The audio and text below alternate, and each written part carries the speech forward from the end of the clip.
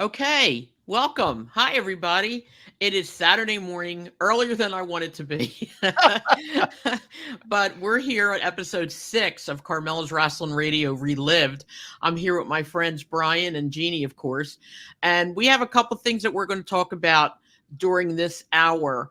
We're going to talk about the the audio from last week about Magnum's accident. And then we're going to go on to some WrestleMania results. And then you'll look behind me, you'll see a picture of Dominic.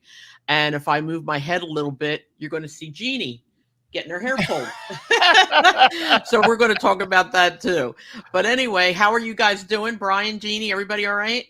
We're doing good. Everybody's I've been good. up for a couple hours, so I'm good to go. Yeah, I have too. I went out last night and I shouldn't have, but I did. I went out and forget it, man. I'm too old for this.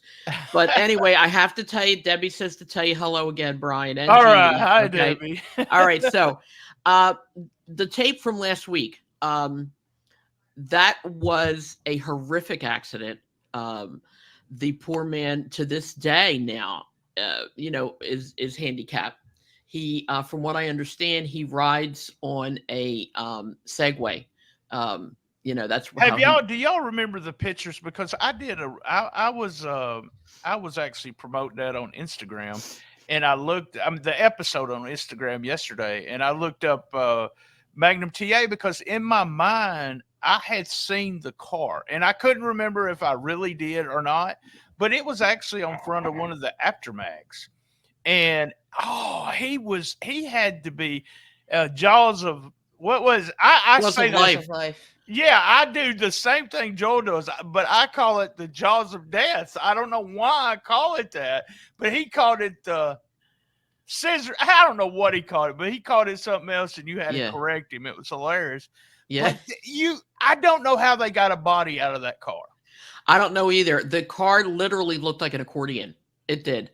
It really did. And God bless him. I mean, this is definitely somebody was there pulling him out or keeping him alive because the wreck was unbelievable. It was just crazy. And then Yeah. they've done a Dark Side of the Ring about the wreck and the whole that. Y'all have probably seen that, but there is something. And I reached out to a few people when they aired the Dark Side of the Ring.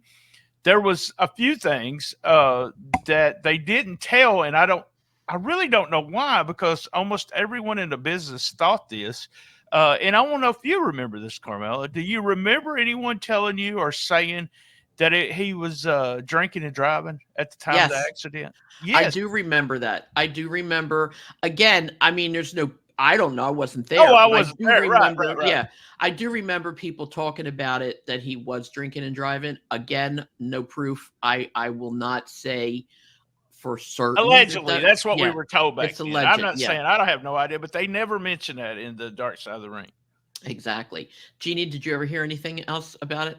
Back in the day, yeah. And I think we all kind of assumed Hmm. that that's what happened. I mean, I know it was, that it was raining and he was speeding fast and the car hydroplaned and, the accident happened. But I guess because I saw the Dark Side of the Ring as well, and I'm assuming since they didn't mention it, that he wasn't.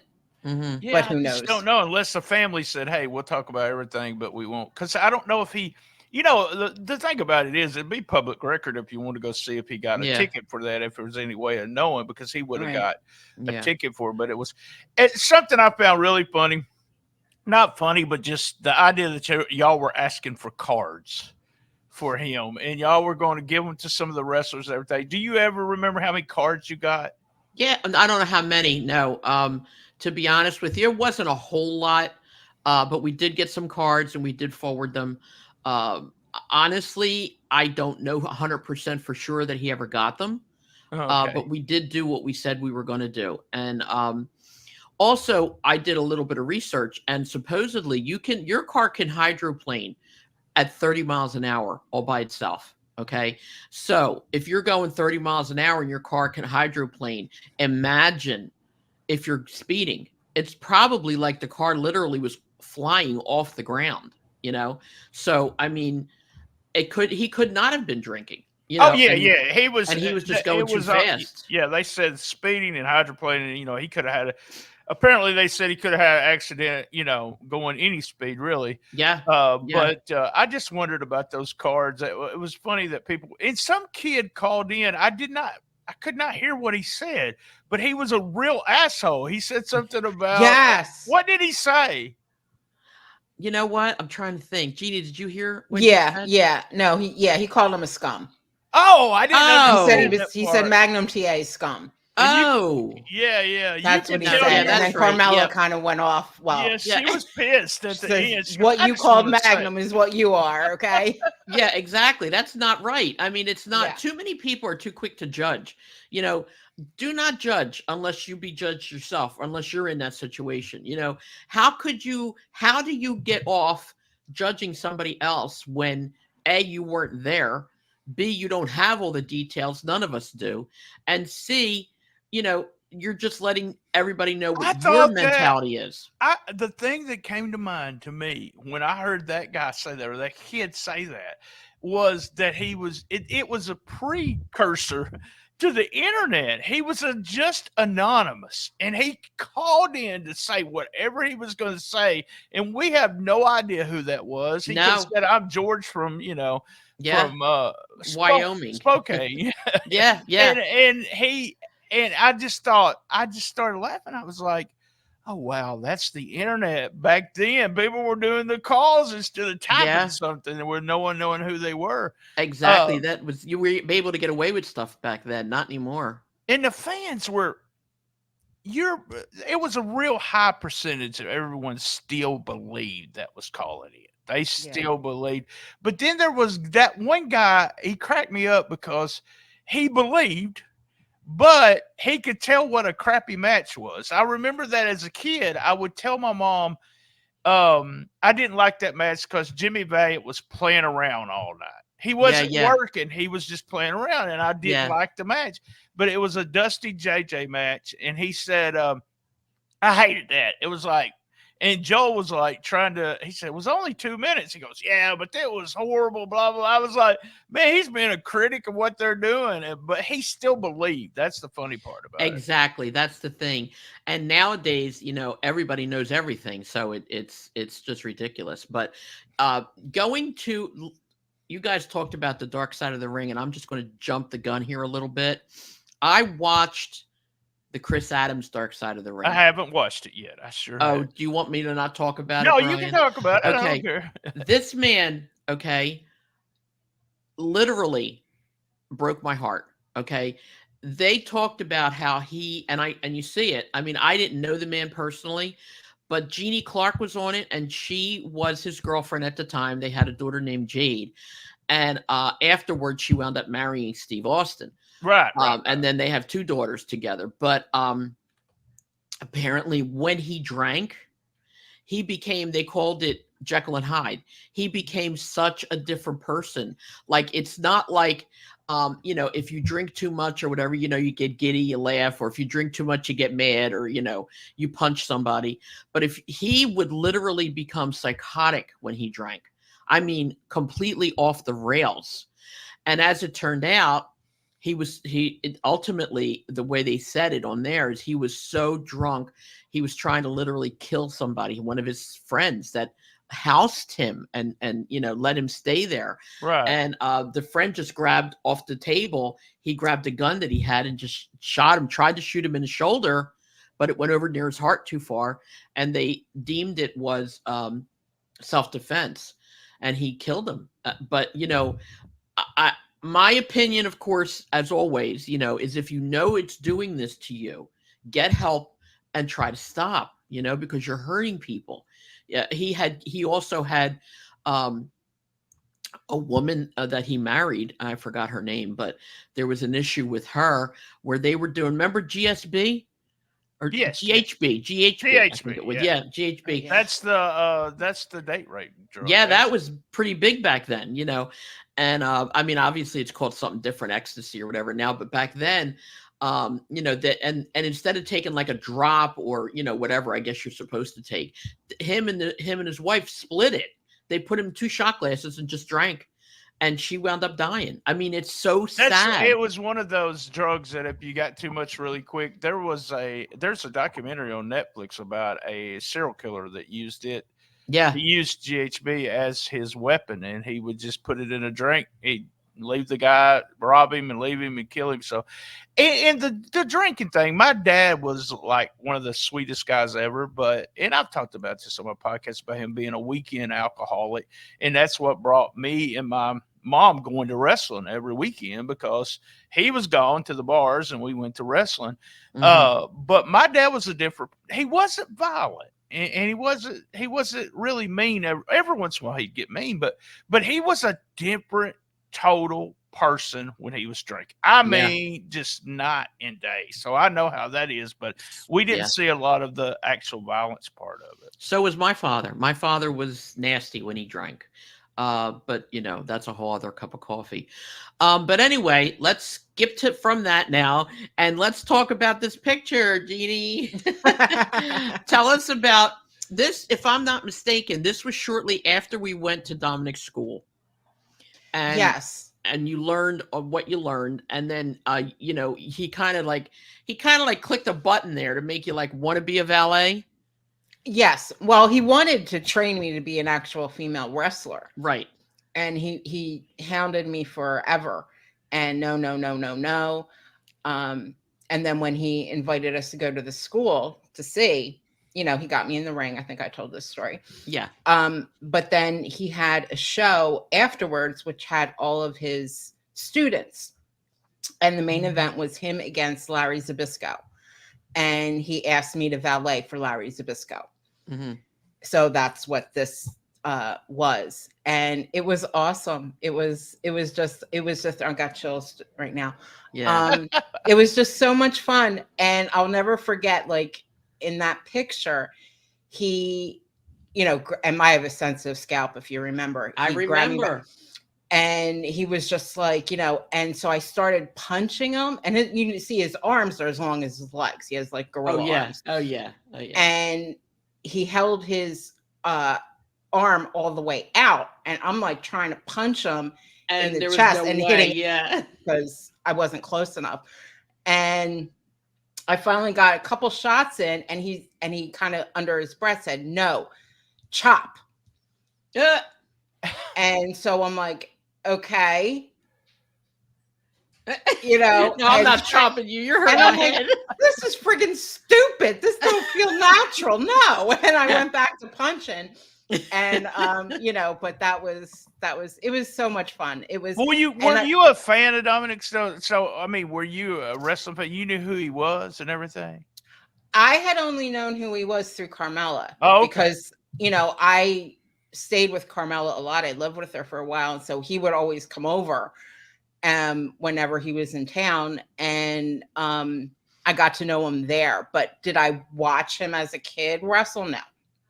I remember. I mean, I've seen videos since, but getting chills. I think I really I did it. I did the managing thing for about 5 years in this area, and I got to where it was just you didn't get the butterflies, you didn't get it. You just went out and did what you were supposed to be doing. But I remember being in the middle of the ring, some little small town. I think it was Rector, Arkansas, and we were doing a thing with Bobby Eaton. And the Midnight Express music started, and I'm standing in the middle of the ring with the guy I was managing, and I just got, goosebumps all over my body. I turned to the guy, Greg, and I said, "Greg, man, I guess I could die after this because that is Bobby Eaton of the Midnight Express." Yeah. And then I ended up getting to punch him and all kinds of stuff, but it was one of those guys that, I wanted to do something with when I was managing, and it was just an opportunity given to us, and it was just awesome. So I can understand. And I remember some of the first times I went out. I think I was so scared. I don't remember much of what happened if I didn't have it on videotape. So. Well, I'm going to let you in on a little tiny, tiny secret that I haven't mentioned in a while. My first, when I was little, I had tons of exposure, to wrestlers. Like I said, Spiros Arion, for some reason, fell in love with me as a child. Not that kind of love. Don't get Right, crazy. right. We get it. You know, but he used to sit with me and play with my dolls, or he would take me by the hand and walk me around the back, and I'd go get a drink, or that kind of stuff. I don't know whether it was like he had children. I never found that out, but he just took to me. So it was him, it was Haystack Calhoun, it was Dominic, it was a bunch of them, but the one really big exposure, my first one, was with Ivan Putski. And that's an extremely long story. One day, maybe we'll talk about it. But when I first met him, he used to talk to me from the ring. And I can't tell you how many times he got in trouble from Vince, because he would literally say stuff to me from the ring, hi Carmela, blah, blah, blah, whatever. Anyway, he used to my mother used to love the song, My Melody of Love, with, what's his name? Bobby Vinton. The one that goes, Moya, Droga, Yache, Koham, that has the Polish in it. Right. Well, if any of you saw him on the Hall of Fame when he was inducted, he actually sang that song as part of his acceptance. Oh, wow. Yeah. I don't remember. I've always watched the Hall of Fame. I can't remember anything. And that was dedicated to me. Oh, so wow. I'm just letting you know. That's what he and I talked about. I knew he was going to do it. We talked about it. Look, I try to get a Bobby Eaton story, and she just totally talks about those. Forget our stories. Yeah. Nah, come on, that's not why. I just reminded, when you get to be my age, Brian, things pop into your head at the last minute, and that just popped into my head. I know that feeling. But I got to make notes on everything. Look, I got some more questions about the show we listened to this week. So go ahead. Mark from Cherry Hill. He got in 3 times or 4 times during this show. Was that Mark Corluzzo? No. Oh, it wasn't?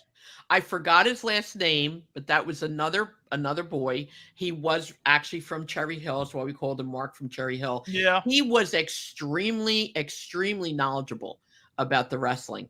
But it's funny because if you notice, he had a drawn out kind of way of speaking. Yes, he did. Yeah. And I was like, Cherry Hill, that was where did Dennis and them lived in Cherry Hill, I think, or around Cherry Hill.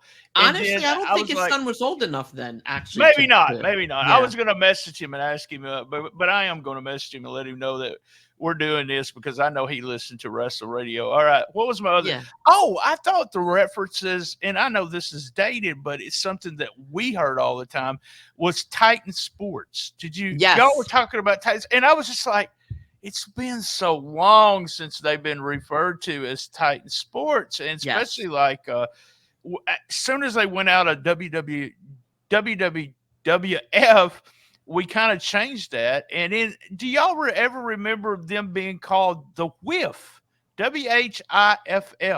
Nope. I don't remember that was at all. An inside term that I don't know. I don't know if it was Meltzer related or it was, and I don't even know what it meant, but that's what they called it. Really? Now that I didn't know. What did they do this on a regular basis? Because the night before you recorded this, they did a WWE show and a WCW or Crockett. NWA, NWA show, both on the same night. Did they do that a lot? Yes, they did, because they were going literally up against each other, which therefore, if you remember correctly, when the WWF, they did that thing where they took over WCW, blah, blah, blah, that kind of thing. Yeah. There was constant battle between WWF, NWA, and that's another show that we'll do at some point, because we had really, really big working relationship with NWA. But yeah, they would do that on purpose. Absolutely. Both organizations did it on purpose. It's crazy because that kind of went on to when they started doing TV and they did specials. They used to compete against each other all the time. They don't do that a lot, even with AEW now, but I thought that was really interesting. And something Joel said, and I wanted to clarify it, because I used to get tapes. Now, the WWE show was at the Spectrum, right? Yes. And so if you went to the NWA show, you could go see the NWA show live, but the next weekend you could watch it on Prism. TV station. What was it on? Prism. Prism. You yeah, can watch. remember? Look at Oh. Jeannie. Yeah, yeah. So I used to get the recordings of the Prism from the Prism shows, and they would be just crystal clear because it was some guy was recording and sent them to me. But it was really funny that you could, and Joel was like, as a wrestling fan, you could tell he was like, man, this, I get to go see NWA live and I can watch the WWE show the next week. Yeah, I know yeah, what I'm going to pick, but yeah. it was interesting to see the fans calling in. And also, if you can remember this, and you probably won't be able to, but who the hell was the Red Demon? That's what I want to know. Oh, wait a minute. Wasn't that Chesick? Wasn't that him, Jeannie? Chet. Later. Chesick. That was way later. No, we don't know. I don't know. No, you mean as a phone caller? No. No. He was never on mind, that show. Okay. He was Yeah. with Jimmy Hart, wasn't he? He was Jimmy Hart's security guard that very night, and everyone was calling in. Who's the Red Demon? Who's the Red Demon? And y'all got a big kick out of it because y'all was like, wow, here we go at the Red Demon. That's and y'all might tell later on, but I thought that was really funny. I have to do some research. I have to do research on that too. As a matter of fact, we're going to have Joel on one week soon. And he'll be able to shed a lot more light on some of those little tiny things. He was like you that way, where he did a lot of research and wanted to know the little tiny things, like, Terry Taylor. But they want to know. You said something too about, they asked who the machines were, and you was like, we can't tell you that. But then y'all went on to tell, were y'all told not to tell people who was kayfabe, the people that were under the mask? Yeah. Because, like, again, back then was a lot of kayfabe. And like when Dusty put a mask on, or whatever, you could tell. Y'all just played along, so y'all have to. Yeah, back then you actually absolutely had to. Yeah, but it was fun, and the people were like, wow, you really know who it is. Everybody kind of knew. It's just a matter of actually saying it. Then you would have gotten, kind of like in trouble, kind of whatever. But you talked about, which I remember that interview. Because you talked about the Valiant interview, and we were recording my podcast last night, and I was talking about my vacation and how I had a hard time with a doctor's appointment, and I was going to do that interview, which was so weird because I listened to this podcast this morning, so that would be fresh on my mind. I was like, I remember his promo. I was just going to do the whole promo because I was feeling crappy. But you talked about Big Mama's hair. Valiant got that idea from Memphis because Dundee had put his wife's hair on, and she actually got her head shaved. Yeah. So that's where he stole that idea from, and I never even put those two and two together till then. And then y'all said something, and you got to tell me whether this is true or not. I did not even know this. That Crockett had a plane, that he put them all on the same plane. Yes. The heels and the babies. He didn't care. He was just saving money and putting them on that plane. That's true. As a matter of fact, we had gone to meet up with Crockett a few times, and they were that way. That's crazy. Financially thrifty, I would say. Think about this, though, exactly what y'all said. And, Jeannie, you think about this, too. The idea that, what if that plane would have went down? Yeah. The whole promotion would have been. The whole thing, yeah. There would be nothing left. But yeah, they did, And I mean, they were all three working together, the Crockett's, and the sister was heavily involved in that. I think her name was Frances, maybe. Frances. I don't know, but anyway, that just shocked me. I just listened to the Dark Side of the Ring, the podcast. They do clips from other shows that they didn't show on the TV, and they were talking about before our time. The 30s and 40s, the wrestlers would get a trailer and put it at the back of their truck, and they would all the heels would be at a trailer park A, all the babies would be trailer park B, and they'd put their families there. Yeah. And then you would go to the matches in your truck. Your trailer would stay there at the RV park. And everyone, and my wife said, I was telling her that because I didn't know any of that until they started talking about it. She was like, what if your best friend as a kid, your best friend's daddy turned heel And he had to move across town. She said, "Them poor kids." I said, I "Yeah, know. but they did that." That's Okay, what they did because it was so important to keep them at separate. kayfabe. Yeah, my dad was a wrestling fan, and then he got on. There used to be a ferry in Dyersburg, Tennessee, to go across the river, Mississippi River, and he got on the ferry one night after he had went to wrestling, and I believe it was Tojo. Tojo was feuding with, I think, Jerry Jarrett at the time, and they were there together. Right. It just killed my dad. He was like, "Nope, it's fake. Yeah. I don't want no part of it." No, it's true. Yeah. So it It's was crazy. okay. So is it Frank Katz? Is that a name I should know? Okay, I think you're putting two names together. Maybe I am. It's Frank Chili. Chili and David Katz. Dave Katz. Dave Katz. That's a name. Did he call or y'all mentioned him or something? Well, he did a lot. Again, like I said, we're going to have a show with Frank Chili. He was what they call Frankie the Thumper.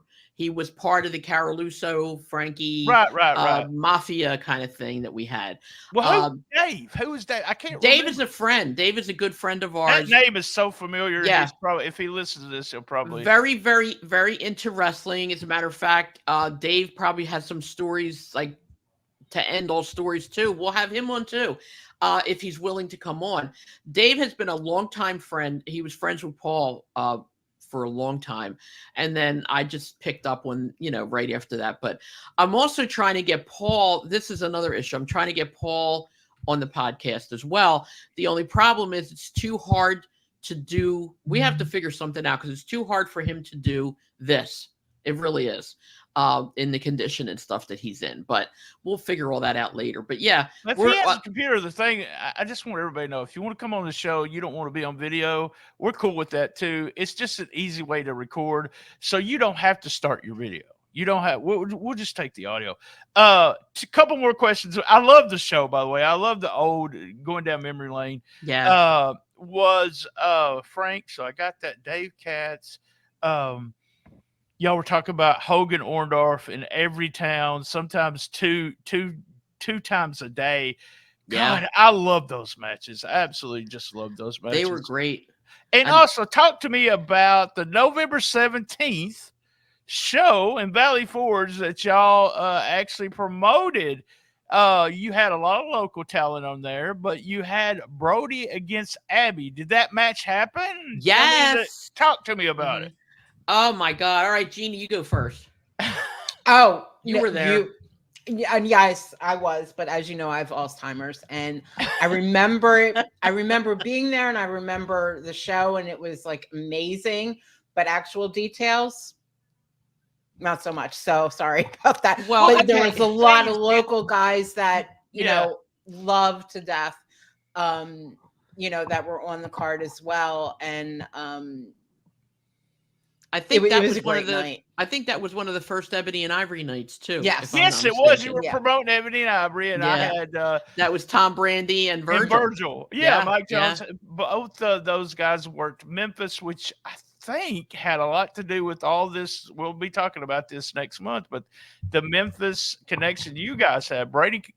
Tom Brady came down here and worked, and then Mike Jones ended up here doing his Apollo Creed gimmick. Yeah. The first time I saw him, he was doing the Apollo Creed gimmick. Yeah. But I thought that was neat, and I thought it was so smart because you said you were promoting the shit out of this local talent, and it's something that a lot of people miss out on. You put the two big names at the top, but you put all local talent on the bottom so that they say, "Hey, I seen Ebony and Ivory. I'm gonna come out and see Ebony and Ivory." You don't have to have that big name every time you go. But do you remember anything dealing with Brody Abbey? How much they cost? I'm just going to get into that. Yeah.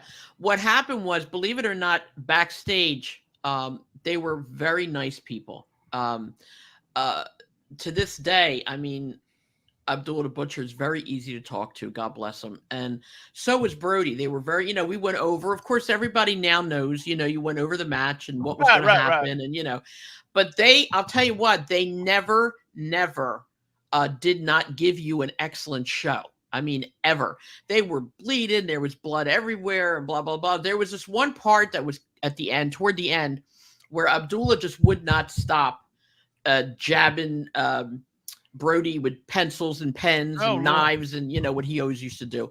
I was supposed to go out there as the promoter, as part promoter, and I was supposed to get back in the dressing room. You're done. That's it, And I went up to Abdullah, and that was the whole thing. He knew about it, So I went up to Abdullah and I did the, I'm like, get back in the dressing room. This is baloney. I'm not doing this anymore. You're fired or whatever I was going to do. Right. All of a sudden, Abby looks at me, okay? And you know how Abby had that look that he'd get rid of the big eyes? And crazy look. All of a sudden, he gave me this look, and I thought to myself, wait a minute, that wasn't part of the conversation, And then he started chasing me. He chased me almost. Oh, we got to have video of that. God, we need to have video of that. I wanted to die. And here I am at the time. I had on a suit with a dress, a skirt, high heels, and I'm running. And I went in the back and I'm like, I hate him. I'm going to kill him, And I was so angry. He, at the end of the night, laughed so hard about that. I bet he did. Yeah. I didn't, but he did. Okay. But we also had, I believe, Mosca was on the show. I don't know if he was on the show. I don't remember the list of names, and I had wrote down. He was. They was real popular on the indie scene at the time, and it was a match that you guys wouldn't get in that area. That was a smart thing you and Joel did. Was y'all brought them matches that they wouldn't see in that area. Not an NWA match, not a WWE or WWF or whatever match. In that, how well did it draw? Did you get a good crowd, or do you remember? Actually, that night we did. I'm going to be honest. That was on a Monday night too. Yeah, it was not a bad card, but our biggest draw that we ever had was when we were starting to do NWA spots with the NWA. Okay, we used to be able to get all their wrestlers, and I think I mentioned this before. We went to a place called St. Mary, Pennsylvania, and we sold it out completely. I mean, it was a gate beyond gates. Yeah, we really had a good night that night. But understand, we only did it for like 4 years, and the promotion wasn't the whole 4 years. We started with the Squared Circle, then we went to Rasslin Radio, and then we went to our promotion company, which called Soroma Promotions. It was a combination of all of our children. At the time, Joel had 2, and I only had Celeste, and we put all their name, like letters together. Right. But we didn't promote that much, because, and then, like I said, when we stopped, because I had to get out of it, Joel went on his own, and, he excelled. He did really well on his own because of all the connections and stuff like that he had gotten through Wrestling Radio. And I've talked to him about this one time. I think it's on the podcast that I did, but he made the typical promoter's mistake. Is you can't have your salary of your workers be more than the amount that the fans are bringing, the gate. So you can't do that. And I wondered, I thought y'all were doing it really well in the sense that the local guys got promotion, and I know they got a nice payday, but they weren't the attraction. I wish we could remember how much Brody and Abby made that night. So well, I can tell you, back then it was more than $1,000 for the night, and that was a lot back then. You're talking 40 years ago. Yeah, Brody and Abby, but Brody did in St. Louis. He made. I've seen some of the old receipts for St. Louis, and he made some really good money, even for now. I mean, I'll take $1,000. Yeah, exactly. You need me to go wrestle for you for $1,000 this weekend? I'll be there. So yeah, but you know what? Their matches lasted that match wasn't that long. A lot of their matches, because of all the blood, lasted like 15 minutes. Yeah, that's what they did. Yeah, over a grand for 15 minutes. Yeah, and see, here's the problem. I'm sorry. Didn't that also include like travel? No. It didn't. A lot of times it didn't. They had the travel got picked up. And then you had the appearance, like hotel and right. Yeah, we had to do all that. It depended on who you was working with. If you, I went up and worked for Carluzzo on that Tom Robinson benefit show, and when I negotiated, it was give me a flat fee, I'll take care of it, because I was trying to get there just for the benefit. Right. So that a lot of times that's all we did. We would do it. But there was shows where you would go a long distance. I would go and I would demand X amount You pay my gas bill. I'll fill up my tank and I'll give you the receipt. You pay that, and then we make whatever off the gate. So it's just all about negotiating or trusting somebody. So I know that's those the thing, though. yeah, A lot of times they knew we were new promoters, right. and they took advantage of that big time. I'm not going to mention the name right now because I'm not sure I can, but there was a wrestler who Come from on, Carmela. Don't be kayfabing us here on an early Saturday morning. well, all Come right, on. Bruno. Oh, that He doesn't wanted surprise me. money had to be wired to him in advance, or he wouldn't Yeah, come. yeah. That don't Whether it was a personal appearance or a wrestling match or a conversation, if he didn't get the money in advance, and I mean, he was smart because a lot of promoters screwed over a lot of wrestlers, and a lot of wrestlers screwed over a lot of promoters, but he wanted his money up front in advance. Otherwise, there was no show. I made $4 one night, ladies. Did you? Where I drove almost 5 hours there Wow. and 5 hours back, and everybody in the car made less than $20. So yes, I've been screwed over. So yeah. So you gotta watch. I had something. Oh, a shout out, and you both can probably tell me who this is. So we mentioned Frank Chili. A shout out to Dana Chili, who's been putting comments up on YouTube. Is that Frank's sister, wife, whatever? Yes. Sister. Okay. Dana, God bless her. As a matter of fact, I want to mention this because she does listen. The time, and I'm going to change that picture real quick right now and show it to you. Hold on one second. She's not in the picture, okay, but she was there that day. Let me see. Hold on. Okay, here we go. Okay. This is the picture of my. Well, it's not up. All right, you guys we'll keep talking, but I'm going to tell you. All right, she's been commenting on all YouTube. If you're watching this on YouTube, just leave us a comment. Let us know. A lot of positive comments and people that we're listening to, which is, Carmela, there is just, to me, I'm amazed because of the audience that you had, that people still remember I mean, you would think that a radio show that was airing in 1986, there's only a few of us that would even, remember it.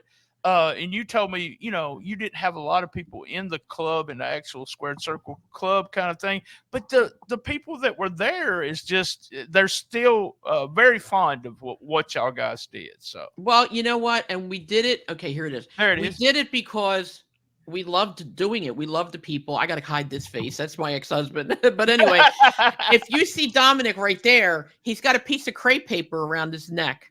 Okay. All right. That was the day that I got married, my second marriage. He made a tie out of crepe paper and he had on shorts and a t-shirt. And that's how he came to my wedding at my apartment. Okay.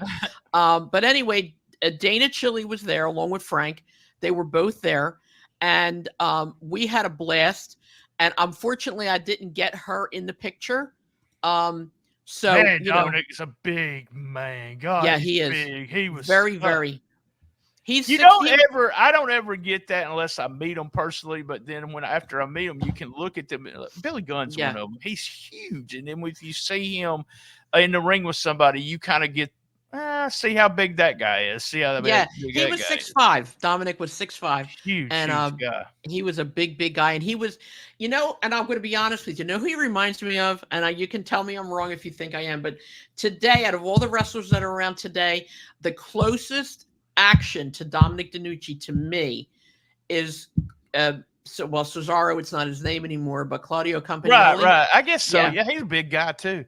I don't know. I'm gonna say something, and I'm not cutting this out. So, Carmela, you're doing something. Can you hear it, Jeannie? She does something with her finger or her hand. Oh yeah, we can hear it. I'm sorry. I'm getting mad, and I'm hitting my desk. I'm sorry. She's talking with her hands. I do. I actually take my hands and I sit on them while I'm podcasting, because if you watch my Rolling Into Memphis episode, I do this.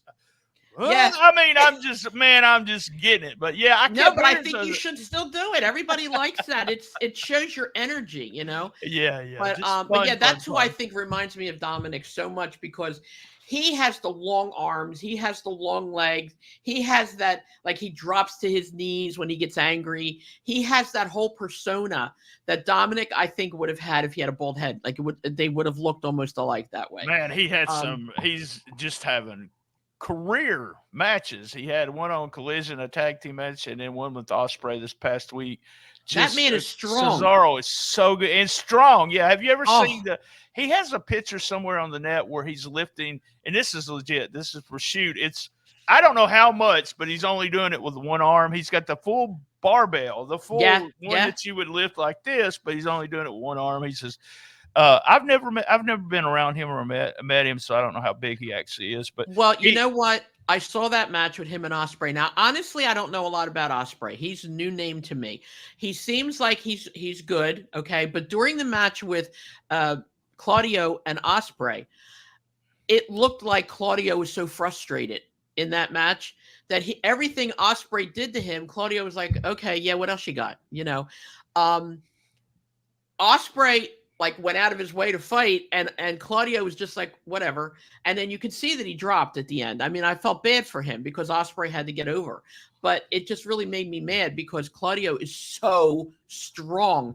People don't realize that. They think that in order for you to be physically strong, you have to be huge and you have to be, have a lot of muscles like The Rock or whatever. Oh, but no. I'm telling you, in a match, I'll bet you dimes to donuts, If you Claudio watched- can beat a lot of people. A lot of people, if you watch any UFC, if you just watch the small middleweight class or whatever, you could see the power of people's punches, and it has nothing to do with how much you weigh and your size. You know, so any of you who don't watch AEW, okay, again, that'll be another show, but watch it when you get a chance. Watch Claudio Castagnoli, okay? And I'm telling you, this guy is the real deal. He really is. He's in the WWE, if you watch Cesaro, and I agree 100%. He was one of those guys that that Vince didn't believe in at the time. He didn't think he could be a star. He didn't believe in him, but just excellent. Because Vince had his own, I'm sorry, one more thing, Brian. No, go ahead. Vince had his own thing. He liked people that looked like The Rock, that looked like Roman Reigns, that looked like, big, bulky muscle, kind of thing. And that's a shame because Cesaro did not get the push he needed. But go ahead, I'm sorry. The belief that the Vince belief was that the wrestlers should never look, and I kind of believe this, but I went down a little bit on it, should never look like somebody in the crowd. Right. So if you're a big muscle superhero looking guy, or if you could do something like, even Rey Mysterio was a tiny guy, but he could do things that people in the crowd couldn't do. And that was his belief.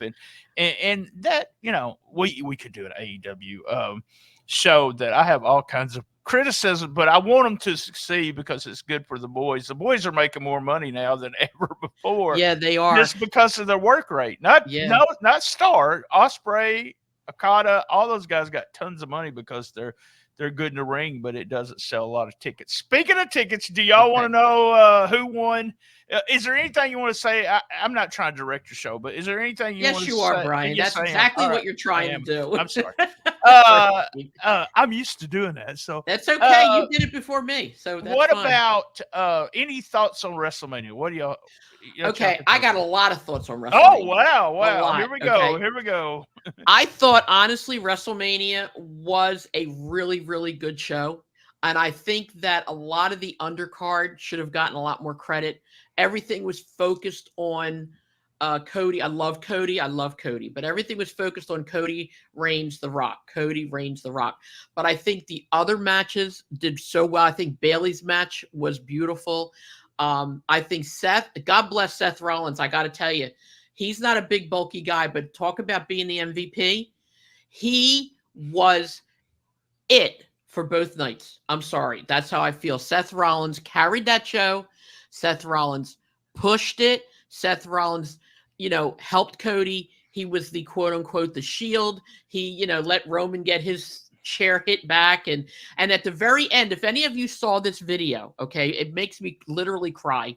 I have it saved and everything, where he is on the ground, on the floor, and Kevin Owens and Jey Uso are leaning over talking to him, and he's got tears in his eyes, and he looks and he goes with the tears in his eyes, and it looks like Kevin Owens is saying to him, "What's wrong? What do you need?"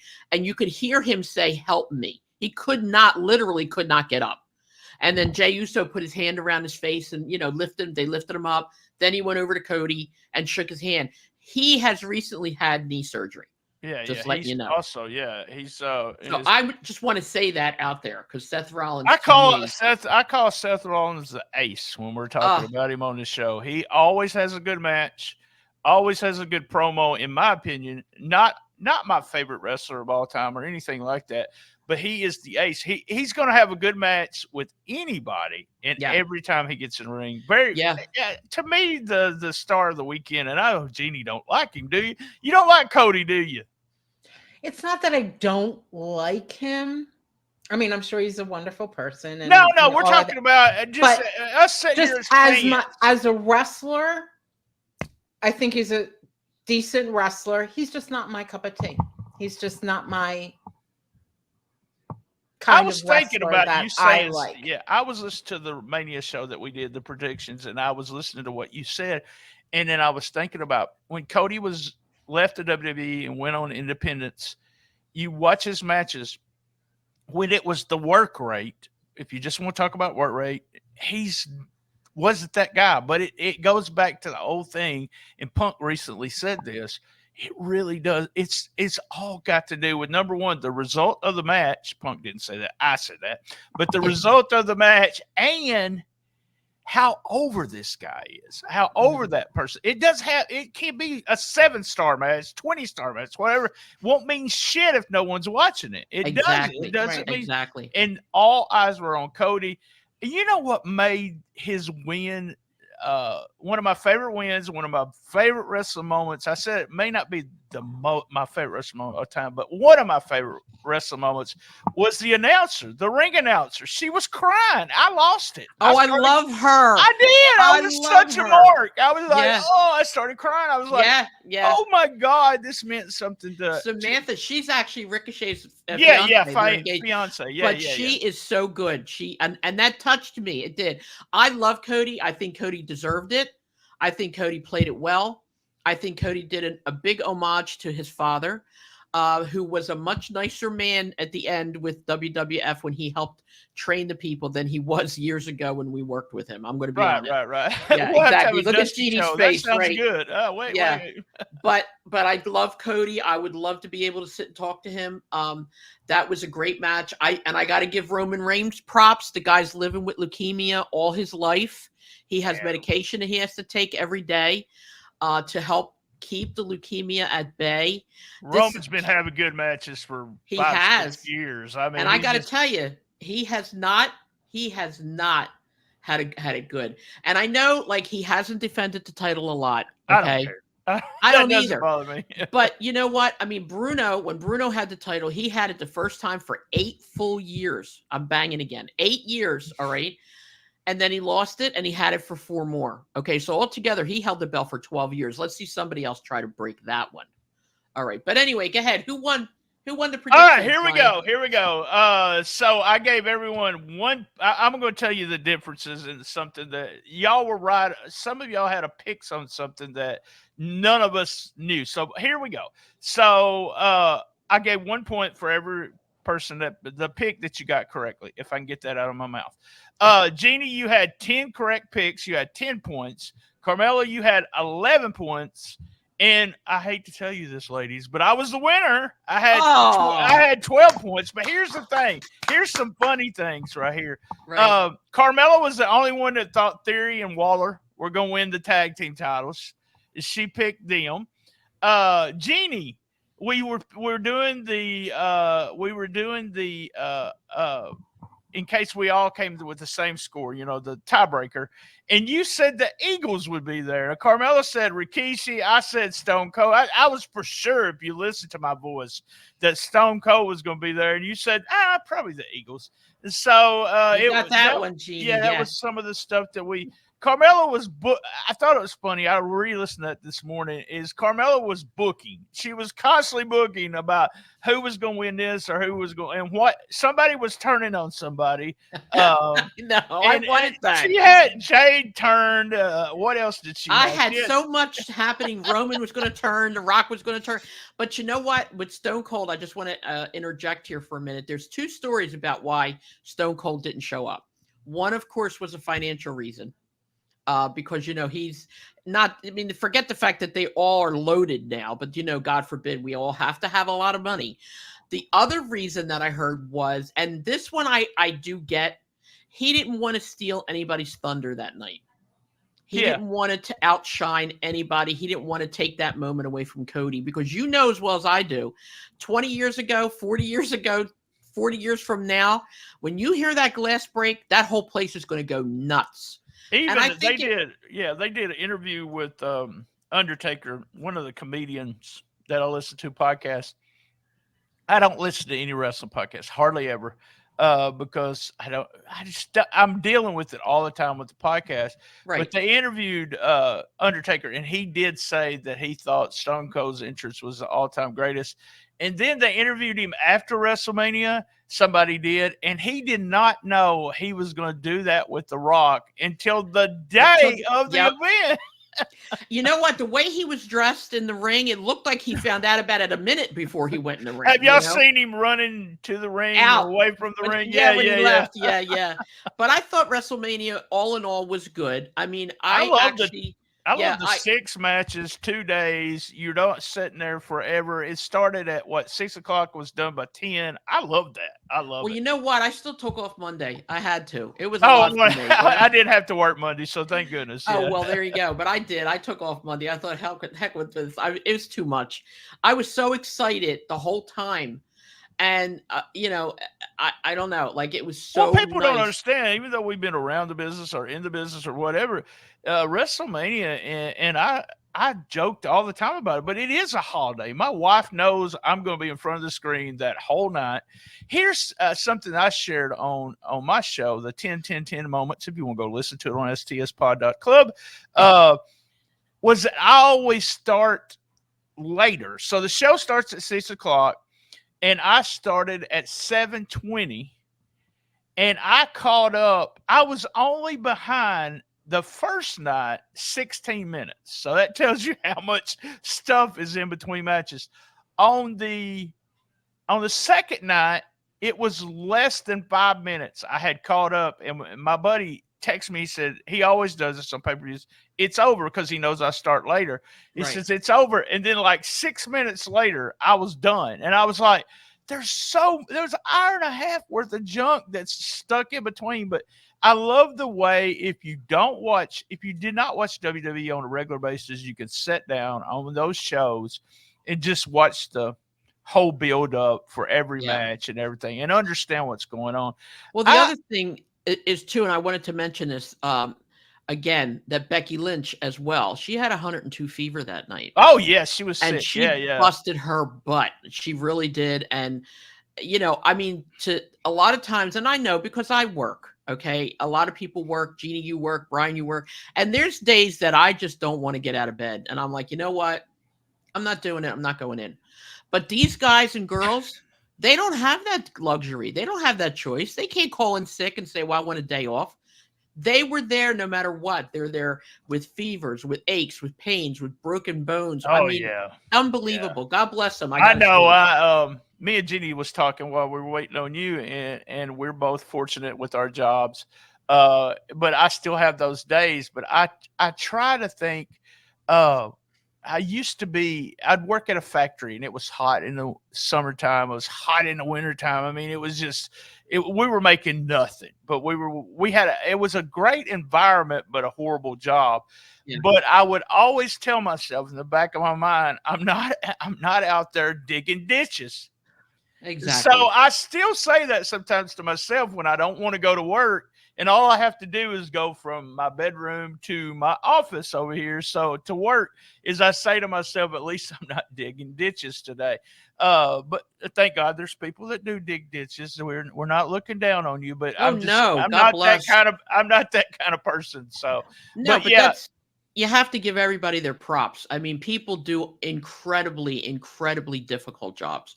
And you're right. And we complain sometimes about the stupidest things, But but like I you said, said that about them coming to work. Here's the thing that I think has happened in the business that I love.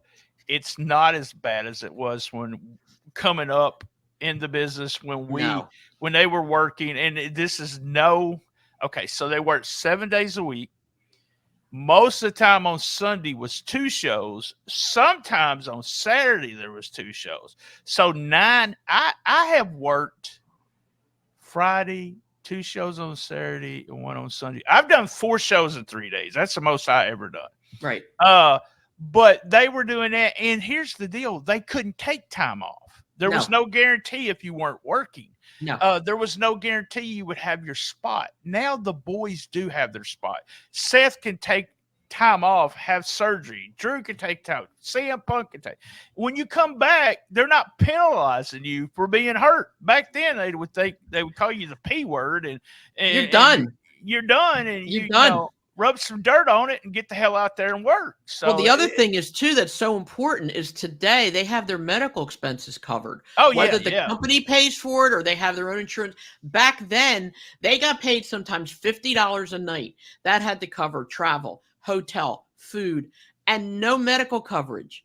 I remember, if I'm not mistaken, was it Ric Flair, I think, wrestled, or Buddy Rogers, that was it. He wrestled over an hour. Now there's a big, and this is going to be a whole nother story because this pisses me off, but he wrestled this hour against Bruno. That's when he lost the belt. And the big kayfabe story is that he came right out of a hospital and went right in the ring and he wrestled Bruno, which is baloney. Okay, I know the truth. Bruno told me the truth himself, so it's not much more honest than that. But again, that's another show. But back then, if they were hurt, if they were coughing, if they had pneumonia, it didn't matter. And if you didn't go to wrestle, they're like, well, you know what? Don't come back next week. No, we got somebody else. Yeah. A lot of guys did. They have that 2-week thing, and a lot of them would lose on the way out, so it'd make everybody look good. That was the proper way to do business. I know 2 weeks is kind of if you're going to quit a job, you give 2 weeks notice. But that was in the business. You were to give a 2-week notice so that you could lose most of your matches on the way out, putting over the guys that. And there was something Foley told me once. I was like, he came here to Jonesboro and he put over a local guy. And I was like, I pulled him to the side and I said, why are you losing to this guy? And Foley was like, he's going to be here all the time. I just came in to do 2 or 3 shots and I'm done, and no one will ever hear from Cactus Jack again. So it really is a different business now. I'm excited that the guys are making as much money as they're making. They're making so much money. So they earn it. They do. I'm sorry. Like, I'm not a fan of all these singers and stuff like that getting these expensive actors exorbitant amounts of money. But when you are a fighter and you are a boxer, you are a wrestler, you are maybe sometimes like a football player, not so much basketball and baseball, but football play, if you work hard, fine, get the money, get the pay. Okay. Real quick, and then I'll let you wrap it up. Did y'all see the difference between the number 1 NBA pick, what his salary was compared to the number 1 WNBA? No.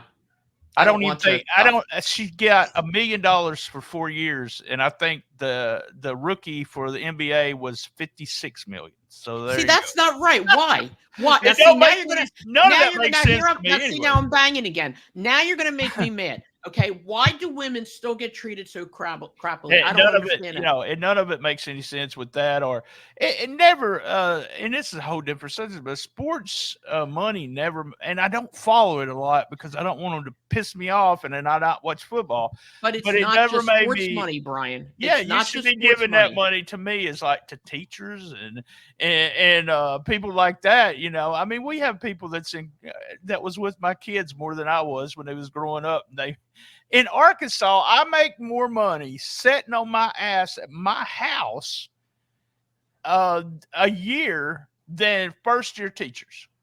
There's That's horrible. something No wrong offense, with but that's horrible. That is horrible. And you know what? From back then, years ago, things have not changed that much for women. Okay. Again, women have to look a certain way. Women have to be a certain way. Women, when Vince was there, women had to get breast implants. They had to. Okay. Now, thank God, at least they don't have to. But the money, it's not fair. It's not fair in any sport or any activity, even in the workforce. Women do not get paid the same as men, even to this day, and even if they do a better job. And that really makes me angry. all my you know. bosses are women, so and they get paid Mine well. are too. Most of all, They get paid well in my profession, so I'm very happy. And I have friends that just would never take women as their boss. Man, we got off the subject here. Come on, Carmela. Okay, wait a minute. All right, Up. it's enough. Okay, one more thing I want to say. Okay, we're trying. Again, I said in the beginning, I'm going to call Tom Brandy. We're going to get Joel on board. If there's any connection you still have to Mick Foley, that for me would be a super coup. If anybody knows Mick Foley or anybody can get a hold of him, I'm trying. I'd love to have him on the podcast. Okay. We're going to have Heidi Lee Morgan, who was at the WWE because all the wrestlers that were there were called in, were guests. She was there. I want to talk to her. Her daughter got married this weekend, so congratulations. I want to get a whole bunch of people. I'm still trying to get a hold of Shane Douglas. I'm going to be making phone calls, and but like today's show, I thought was really good because we expanded. We talked about a whole lot of stuff. Again, we're going to say it again. I know the email's on the screen, but my email is 316Carmela with 1L @gmail.com. Please, suggestions, questions, answers, comments, or like Brian said on the YouTube, I always post the link. Brian posts the link. Jeannie posts the link. And then after we're done, I go through all of my text messages, all of my messenger, and I give it to everybody. Just please listen to it once in a while and pass it around. Please share it on your page. It doesn't matter if you're listening to the first show we put up, the Wrestling Radio show that we put up. I really like to hear people's comments on the old shows. So if you're just listening to the first episode that we put up, which was episode 2, I think. In episode 5, put comments there on YouTube or just email Carmela. I love hearing y'all's thoughts on Wrestle Radio. I'm going to reach out to a couple of other guys just to see if they want to come on. Shout out to Jamie Ward, who said he started listening and he was part of the wrestling, the Squared Circle. He came to Memphis. That's how I met him because of that. Shout out to him. He's in Florida today for a con. He said he's gonna see if Downtown Bruno remembers him, so it'll be interesting. Well, I want to say one more thing, Jeannie. The name of the organization. Jeannie goes to independent wrestling a lot, and there's an organization now starting up with a bunch of young men. They have their own school. Trying to make a time to go talk to them myself. So give them a shout out, Jeannie. Give them a promo right now. That would be Super Crazy Pro Wrestling. That's the promotion, and the promoter, dual promoters, O-Dog and Sienna. And then they also have a wrestling school, which is Skid Row Academy, and their shows are just amazing. Last month they did for every match was in a cage, match, and it was phenomenal. These guys work their butts off. They really do. And they're good guys, and they're great workers. Well, we're working on getting me down there to meet them. Jeannie did some marketing for me, some networking, and then I want to go meet them, and we're going to try and have them on podcast too. And this is also good for anybody out there, men or women, boys or girls who want to become wrestlers. The new schools that are opening up are excellent, and it's a good way to get started. Again, by the way, the old Monster Factory, which Danny Cage does now, he helped Kelsey and the Eagles do the thing. So right, shout out to okay. Danny. Very And good. the Monster Factory is pretty close to me where I live. He trained, well. Riddle They have good shows as well. and Damian Priest. Yep. It was two of Yeah. his big stars I remember there. when Larry Sharp had it, and Yeah. it was originally his, and it was great back then. And I'm really glad to see that it's still going on. So that's another thing. You guys want to be wrestlers? Let us know, and we'll do whatever we can to help you. Okay, we are in now an hour and 4 minutes. So we will see you next week. I hope everybody has a wonderful week. Please be kind to each other. And we will see you next week. Thank you, Brian. Thank you, Jeannie. I love you both. Thanks, Carm. This is great. I love doing this, and I love you guys. Yeah. Take care. All Love right, you too. love you. Bye-bye. Bye.